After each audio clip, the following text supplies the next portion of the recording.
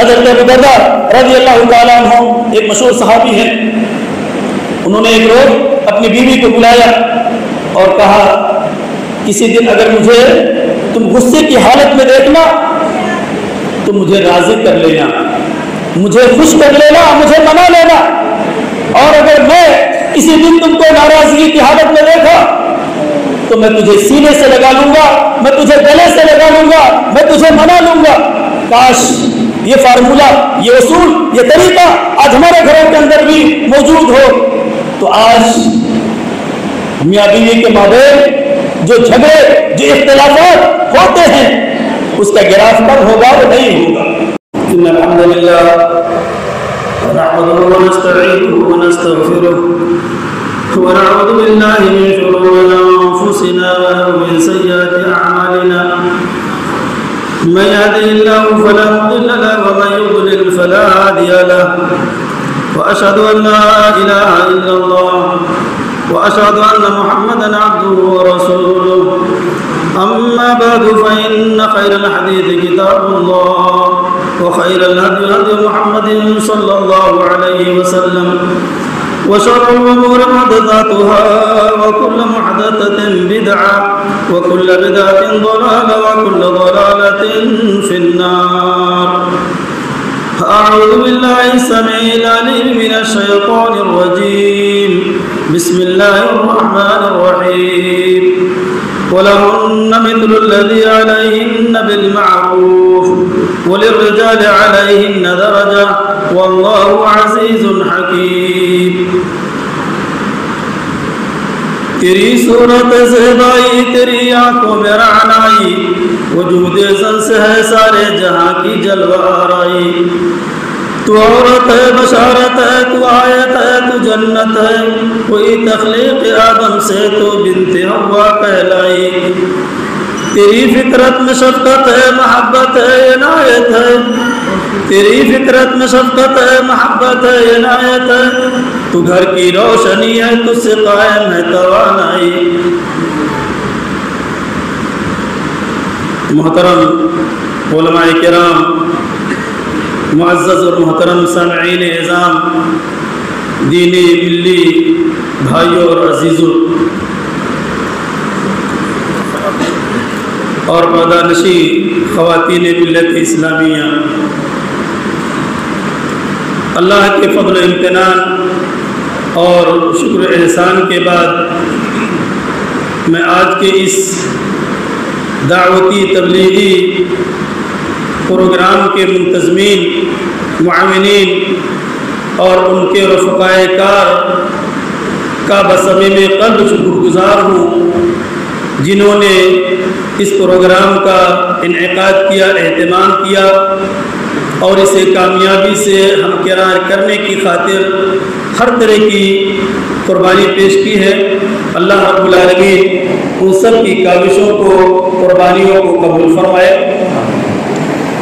اسی طرح سے میں اپنے فاضل خطبہ کرام بطور خاص مورخ جماعت، مقرر شعبہ بیان برادر فاضل جناب مولانا عبدالحکیم عبدالمعبود مدنی حفظہ اللہ وقبر اللہ کا بے حد ممنون مشکور ہوں، جو ہماری جمعیت کے ساتھ، ہمارے ساتھ شانہ بشانہ کھڑے ہیں اور جمعیت کی دعوت پر وہ ہر جگہ پروگرام میں تشریف لے جا رہے ہیں اور اپنی چھٹی کو انہوں نے جمعیت کے حوالے کر دیا ہے۔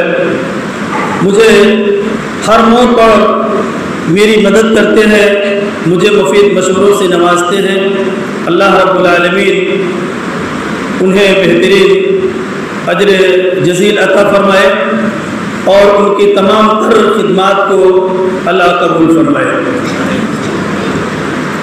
اسی کے ساتھ ایک بار پھر میں اپنی طرف سے اور مقامی اور ضلعی جمعیت کے ذمہ داروں کی طرف سے آپ تمام سامعین اور مسجد کے منتظمہ کمیٹی کا بھی شکر گزار ہوں کہ آپ لوگ انتہائی دل جمعی کے ساتھ ہمارے علماء کرام کے نورانی بیانات، بصیرت افروز خطابات کو آپ نے سماعت کر رہے ہیں اور بڑی خوبصورتی کے ساتھ آپ سن رہے ہیں۔ ہم نے اب تک جو بھی کچھ سنا ہے ہمیں اس پر عمل کرنے کی بھی اللہ توفیق عطا فرمائے۔ محترم حضرات، ہمارا یہ دین اسلام ایک عالمگیر اور آفاقی مذہب ہے۔ اس کی آفاقی اور سنہری تعلیمات فلاح انسانیت کا ضامن ہے۔ ہمارے مذہب اسلام نے ہمیں نکاح کرنے کا، شادی بیاہ کرنے کا حکم دیا ہے۔ نکاح وہ پاکیزہ شرعی طریقہ ہے جس سے ایک مرد اور عورت کا وجود ہوتا ہے۔ نکاح اولاد آدم پر اللہ رب العالمین کا بے پایا فضل اور احسان ہے۔ نکاح کے ذریعے سے ایک سماج اور صالح معاشرے کی تشکیل ہوتی ہے۔ نکاح انبیاء کرام کی سنت ہے، نکاح آدھا دین ہے۔ نکاح کے ذریعے سے انسان کو قلبی راحت اور سکون حاصل ہوتا ہے۔ نکاح کے ذریعے سے زوجین مرد عورت کے درمیان ایک عہد و پیمان اور ایگریمنٹ اور معاہدہ ہوتا ہے جس کی پاسداری باعث الفت و محبت اور کوتاہی اور غفلت باعث ندامت ہوتی ہے۔ نکاح کے ذریعے سے مرد عورت کے اوپر کچھ حقوق، فرائض اور ذمہ داریاں عائد ہوتی ہیں جس کا پاس و لحاظ مرد عورت دونوں کو کرنا ہوتا ہے اگر وہ خوشگوار زندگی گزارنے کے خواہاں ہیں تو۔ نکاح کے بعد مرد عورت پر 3 طرح کے حقوق عائد ہوتے ہیں: مشترکہ حقوق، بیوی کے حقوق، خاوند کے حقوق۔ وقت چونکہ کم ہے اس لیے ان تینوں حقوق پر تفصیلی گفتگو نہیں کی جا سکتی۔ میں اس مختصر سے وقت میں مشترکہ حقوق پر میں تھوڑی دیر آپ سے گفتگو کرنا چاہتا ہوں۔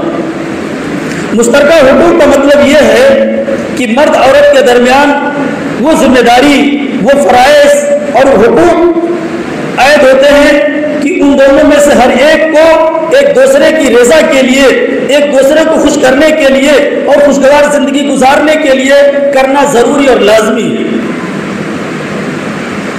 اس مشترکہ حقوق میں سے پہلا حق، عقد نکاح کے موقع پر جو شرائط، جو عہد و پیمان، جو وعدہ کیا جائے اسے نبھانا، اس وعدے کو پورا کرنا چاہیے۔ عقد نکاح کے موقع پر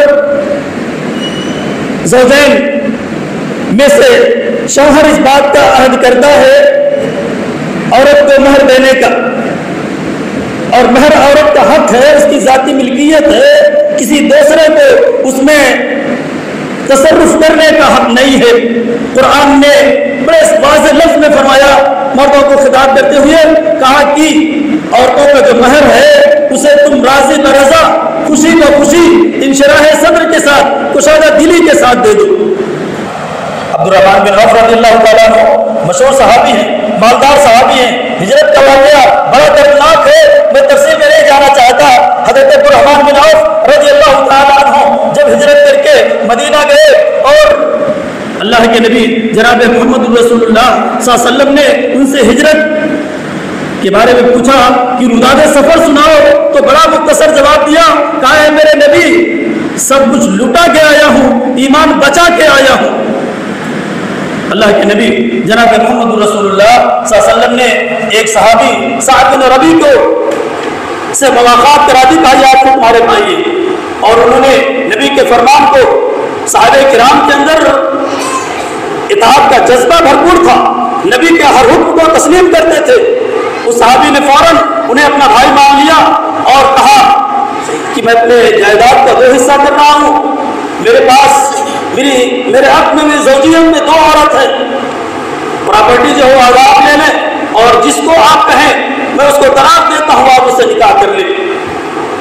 حضرت عبدالرحمن بن عوف رضی اللہ تعالیٰ عنہ نے شکریہ کے ساتھ معذرت کر لی، کہا آپ کا مال آپ کو مبارک ہو، مجھے مدینہ کی منڈی بتا دیجئے، یہاں بازار کہاں لگتا ہے؟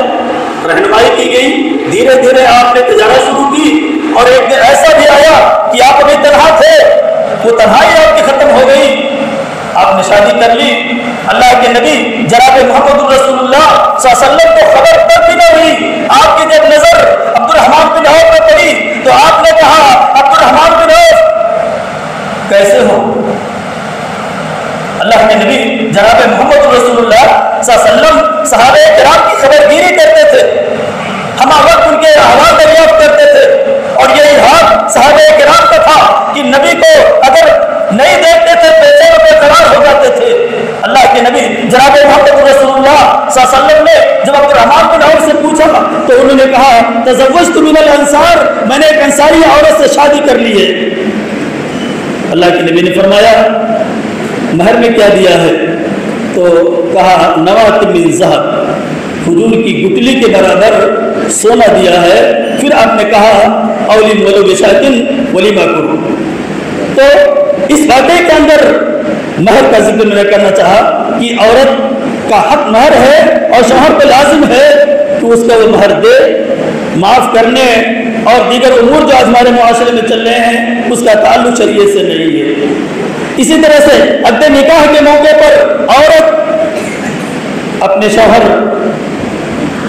کو جو اس کا رفیق حیات ہے، اس کا رفیق غمگسار ہے، اس سے محبت کرنے کا وعدہ کرتی ہے کہ میں محبت کروں گی، میں اس کی اطاعت کروں گی، فرما برداری کروں گی۔ تو مرد عورت دونوں کے اوپر جو حقوق اور فرائض ذمہ داری عائد ہوتی ہے اس کا انہیں لحاظ پاس کرنا چاہیے۔ مشترکہ حقوق میں سے دوسرا حق غلطیوں، کوتاہیوں، لغزشوں پر چشم پوشی کرنا، صرف نظر کرنا، نظر انداز کرنا، معاف کرنا۔ مرد عورت دونوں دو طالب ایک جان ہیں، دیکھنے میں تو دو ہیں لیکن حقیقت میں ایک ہے۔ دونوں کے ایک دوسرے کی غلطی کو اپنی غلطی محسوس کرنی چاہیے اور دونوں کے لیے ایک عذر تلاش کرنا چاہیے۔ انسان ہونے کے ناطے کبھی کوئی غلطی ہو جائے خواہ مرد سے یا عورت سے تو دونوں کو نظر انداز کرنا چاہیے۔ لیکن آج ہمارے معاشرے کا حال کیا ہے؟ دال میں اگر نمک زیادہ ہو گیا تو پھر خیریت نہیں۔ یہی معاملہ اگر شوہر سے کہیں چوک ہو گئی، کوئی فرمائش پورا نہ کر سکا تو ایسی صورت میں سب عورتوں کی بات تو نہیں کرتا، لیکن بعض عورتیں آستین چڑھا لیتی ہیں اور پھر آمنے سامنے معاملہ ہوتا ہے، اور نتیجہ کیا ہوتا ہے؟ نہ کھلواؤ زبان میری، نہ اٹھواؤ قلم میرا۔ ہم اگر عرض کریں گے تو شکایت ہوگی، معاشرہ ہمارے سامنے ہے، سماج ہمارے سامنے ہے، ہمارا کردار ہمارے سامنے ہے، اور خوشگوار زندگی گزارنے کا ہم خواب دیکھتے ہیں، کیسے خوشگوار زندگی گزاریں گے؟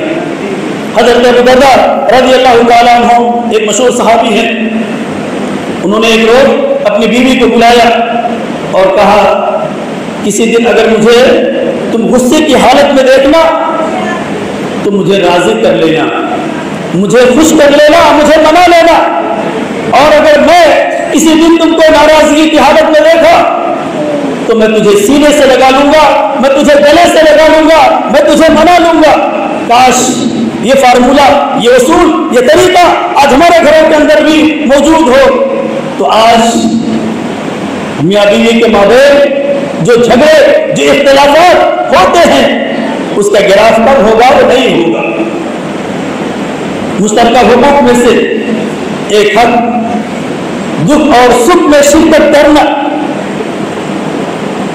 مرد عورت دونوں انسان ہیں، دونوں کو تکلیف پہنچ سکتی ہے۔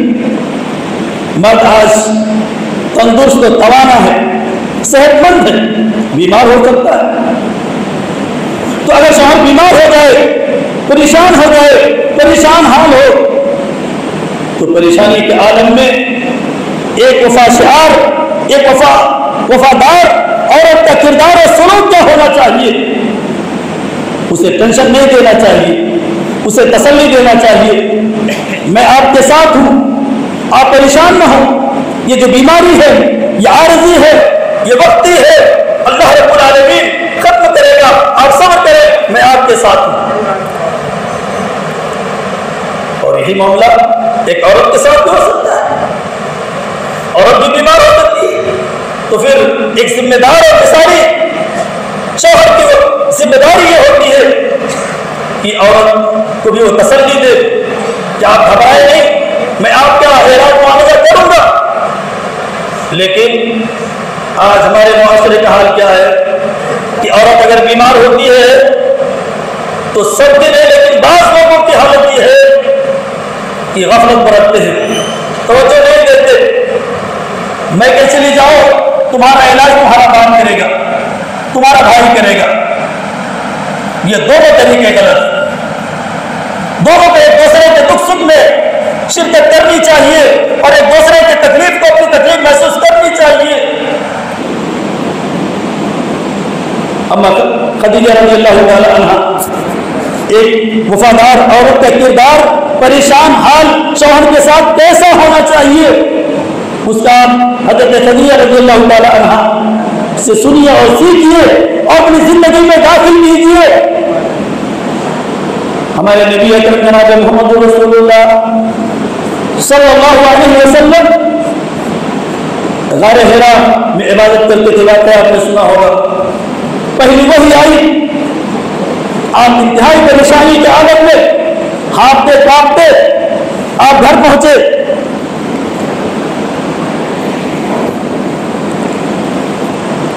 گھر پہنچ کر کے آپ نے فرمایا زملونی زملونی۔ اللہ کے نبی جناب محمد رسول اللہ صلی اللہ علیہ وسلم نے حضرت خدیجہ رضی اللہ تعالی عنہا سے کہا مجھے کمبل اڑا دو، مجھے چادر اڑا دو، اور آپ نے فوراً آپ کو چادر اڑایا، کمبل اڑایا، آپ سو گئے، تھوڑا سا آرام ہوا، آپ بیدار ہوئے، حضرت خدیجہ رضی اللہ تعالی عنہا کو بلایا اور غار حرا کی پوری کہانی اور پریشانی آپ نے سنائی۔ یہاں دیکھیے حضرت خدیجہ رضی اللہ تعالی عنہا کا اپنے شوہر کے ساتھ نبی اکرم جناب محمد رسول اللہ صلی اللہ علیہ وسلم کو انہوں نے کس طرح سے تسلی دی، پوری بات سن لی۔ اس کے بعد میں صحیح بخاری کے الفاظ کہ حضرت خدیجہ رضی اللہ تعالی عنہا نے کہا واللہ ما یخزیک اللہ ابدا، اے میرے سرتاج، اے میرے نبی اکرم جناب محمد رسول اللہ صلی اللہ علیہ وسلم، اللہ کی قسم آپ کا رب آپ کو رسوا نہیں کرے گا، آپ کو ذلیل و رسوا نہیں کرے گا، اس لیے کہ آپ ایک عام انسان نہیں ہیں، آپ تو بڑے مہان انسان ہیں، آپ تو بڑے اونچے اخلاق و کردار کے حامل ہیں، آپ تو کنبہ پرور ہیں، آپ اپنے قرابت داروں اور رشتہ داروں کا خیال کرتے ہیں، آپ مفلسوں کے کام آتے ہیں، آپ غریبوں کی مدد کرتے ہیں، آپ حق کا ساتھ دیتے ہیں، آپ پریشان نہ ہوں۔ اسی طرح سے مشترکہ حقوق میں سے اطاعت الہی میں باہمی تعاون کرنا، اس کا مطلب یہ کہ اللہ کی اطاعت و بندگی میں مرد عورت دونوں کو ایک دوسرے کی مدد کرنی چاہیے۔ ایک حدیث کے اندر آیا اللہ کے نبی جناب محمد رسول اللہ صلی اللہ علیہ وسلم نے ارشاد فرمایا، ایک صحابی نے سوال کیا کہ سب سے بہتر اور اچھا مال کون سا ہے، اگر ہمیں یہ معلوم ہو جائے تو ہم اسے اپنا لیں۔ ہمارے نبی جناب محمد رسول اللہ صلی اللہ علیہ وسلم نے فرمایا ذکر کرنے والی زبان اور شکر ادا کرنے والا دل اور صاحب ایمان بیوی، یہ انتہائی اہم اور بہترین مال ہے۔ صاحب ایمان بیوی کا مطلب یہ کہ وہ عبادت گزار ہو، صوم و صلات کی پابندی کرنے والی ہو۔ مرد اگر نماز کے لیے اٹھ رہا ہے، عورت کے ہاں غفلت ہے، تو پھر اور مرد کو چاہیے کہ اپنی بیوی کو جگائے، اور یہی معاملہ عورت کا بھی ہے کہ اگر وہ نماز کے لیے اٹھ رہی ہے، شوہر اگر سویا ہوا ہے یا غفلت کا شکار ہے تو اسے بیدار کر دے۔ یہ ہے اطاعت الہی میں باہمی تعاون۔ لیکن معاملہ آج ہمارے سماج اور معاشرے کا کیا ہے؟ کعبہ کس منہ سے جاؤ گے اے غالب، شرم تم کو مگر نہیں آتی؟ کون ہے وہ مرد جو اپنی بیوی کو نماز پڑھنے کے لیے کہے گا جب اسے خود مسجد کا راستہ نہیں معلوم ہے، وہ مسجد سے اتنا دور ہے، وہ کس منہ سے اپنی بیوی کو نماز کے لیے کہے گا؟ یہی معاملہ ہماری باس بہنوں کا، بیٹیوں کا، ماں اور بہنوں کا بھی، جو نماز سے دور ہیں، مسجدوں سے دور ہیں، وہ اپنے اولاد کو، اپنے شوہر کو نماز کے لیے اور دیگر امور کے لیے وہ کیا ہدایت کریں گی؟ میرے بھائیوں، یہ چند حقوق تھے۔ اور ایک آخری بات اور جمعیت کا ایک پیغام میں آپ کے حوالے کرنا چاہتا ہوں کہ الحمدللہ ہم لوگ اہل حدیث ہیں، ہماری اہل حدیث بستی ہے، ہم کتاب و سنت کے پیروکار ہیں، سلف صالحین کے مسلک و منہج کے علم بردار اور مناد اور داعی ہے۔ ہمارے عقیدے میں ذرا بھی لچک نہیں ہے، ذرا بھی جھول نہیں ہے، اور ہونا بھی نہیں چاہیے۔ ہمیں اپنے عقیدے توحید کی حفاظت کرنی چاہیے اور باطل عقائد کی تردید کرنی چاہیے۔ لیکن عملی میدان میں اگر دیکھا جائے تو بڑی کوتاہیاں ہیں۔ شاید میری اس بات میں کسی کو اختلاف ہو، عملی کوتاہی ہمارے ہاں موجود ہے اور بہت سارے امور میں، لیکن سب سے اہم جو کوتاہی پائی جا رہی ہے وہ 5 وقتہ نمازوں کے اہتمام کرنے میں حد درجے ہم کوتاہ ہیں۔ معاف کیجیے گا، یہ بات تلخ اور حقیقت ہے کہ آج ہم مسجدیں تو بڑی خوبصورت بنا لیتے ہیں لیکن ہم مسجدوں کو آباد نہیں کر پاتے ہیں۔ ضرورت ہے ہمیں مسجدوں کو آباد کرنے کی، اور جو لوگ مسجدوں سے دور ہیں انہیں مسجد میں لانے کی۔ نمازوں کا اہتمام کیا جائے، نماز بہت اہم رکن ہے، اور اگر ہماری نماز بہتر اور ٹھیک نکلی تو سارا معاملہ ہمارا ٹھیک ہوگا۔ ہمارے نبی جناب محمد رسول اللہ صلی اللہ علیہ وسلم نے حجۃ الوداع کے موقع پر آپ نے جہاں بہت ساری وصیتیں اور نصیحتیں کی تھی، ان وصیتوں اور نصیحتوں میں سے ایک اہم وصیت الصلاۃ والصلاۃ وما ملکت ایمانکم۔ میرے ساتھیوں، نماز کا اہتمام کرنا اور اپنے خادموں، نوکروں، چادروں کے ساتھ اچھا سلوک کرنا، اس وصیت کا ہمارے پاس، اس وصیت کا ہم کتنا خیال کرتے ہیں ہم خود فیصلہ کر لیں، مجھے تبصرے کی ضرورت نہیں ہے۔ اس لیے میں یہ پیغام دینا چاہتا ہوں میرے بھائیوں، میرے عزیزوں، میرے بزرگوں، کہ ہم فرائض کا اہتمام کریں اور فرائض کے اہتمام کے ساتھ ساتھ سنن و نوافل، سنن راتبہ، سنن مؤکدہ کا بھی اہتمام کریں، اور ان سنتوں کے ساتھ ساتھ بہت ساری ایسی سنتیں ہیں جن کو ہم نے چھوڑ دیا ہے، جو سنتیں مٹ چکی ہیں، جن کو ہم نے بھلا دیا ہے، ان سنتوں کو بھی زندہ کرنے کی ضرورت ہے۔ ان سنتوں میں سے ایک سنت نماز مغرب سے پہلے 2 رکعت نماز پڑھنا جائز ہے، مستحب ہے۔ صحیح بخاری کی روایت، اور حضرت عبداللہ بن مغفل مزنی رضی اللہ تعالیٰ عنہ حدیث کے راوی ہے، اللہ کے نبی جناب محمد رسول اللہ صلی اللہ علیہ وسلم ارشاد فرماتے ہیں صلوا قبل المغرب، صلوا قبل المغرب، صلوا قبل المغرب۔ نماز مغرب سے پہلے 2 رکعت نماز ادا کرو۔ آپ نے جملے کو 3 بار کہا، وقال فی الثالثہ لمن شاء، تیسری بار آپ نے اختیار دیا جس کی مرضی کے ہے وہ پڑھے۔ اور آپ نے ایسا کیوں کہا، اس کی علت آگے آپ نے خود حدیث کے اندر بیان فرمائی، کہا اس ڈر سے، اس اندیشے سے کہ کہیں میری امت اسے سنت راتبہ، سنت مؤکدہ، سنت لازمہ نہ سمجھ لے اور اسے ادا نہ کر سکے یا چھوڑ نہ سکے۔ تو یہ سنت نماز مغرب سے پہلے کی جو 2 رکعت ہے، حدیث قولی، حدیث فعلی اور حدیث تقریری تینوں سے ثابت ہے۔ آپ نے حکم بھی دیا ہے، اور صحیح ابن حبان کی روایت کے مطابق آپ نے بذات خود ان دونوں رکعت کو ادا بھی کیا ہے، اور آپ کے حکم اور فعل کو دیکھ کر کے صحابہ کرام رضوان اللہ علیہم اجمعین بڑے اہتمام سے ادا کرتے تھے۔ اہتمام کا عالم ہوتا تھا کہ ایک صحابی کا بیان ہے کہ اگر کوئی آدمی تاخیر سے مسجد پہنچتا تھا تو شاید اس کو یہ احساس ہوتا تھا کہ مغرب کی نماز ختم ہو چکی ہے۔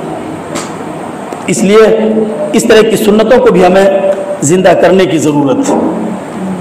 جو لوگ پڑھیں گے وہ ثواب پائیں گے، اور جو نہیں پڑھیں گے وہ ثواب سے محروم رہیں گے، لیکن آپ کو انہیں لان تان کہنا، برا کہنے کا حق نہیں ہے، اس لیے کہ یہ سنت ہے، ہاں سنت راتبہ نہیں ہے، پڑھنا سنت ہے، جائز ہے، مستحب ہے، اور پڑھنے والے کو ثواب ملے گا۔ آخر میں دعا ہے کہ بار الہ ہم سب کو کتاب و سنت کی تعلیمات پر عمل کرنے کی توفیق عطا فرمائے، آمین۔ والسلام علیکم ورحمۃ اللہ وبرکاتہ۔